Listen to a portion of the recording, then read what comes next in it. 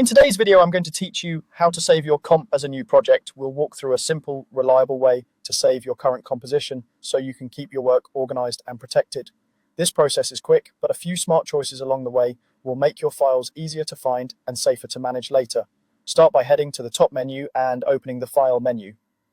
From there, choose Save Comp As. This tells the application that you want to create a saved file based on the composition you're working on. If you don't immediately see the option, make sure your composition is active or selected in your workspace.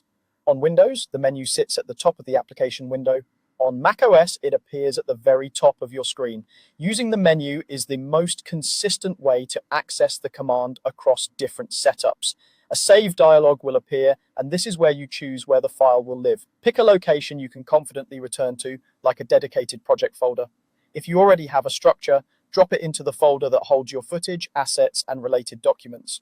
If you're starting fresh, consider creating a new folder with a clear name so everything stays together. Storing on a fast local drive is ideal while you're working, and you can back up to cloud or external storage afterward. Make sure the destination has enough space and that you have permission to save there.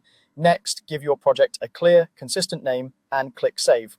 A strong naming pattern will save you time later. Include the project name, the comp name if it helps, and a date or version number, for example, project name, comp name, V01, or project name 2026-01-15 V02.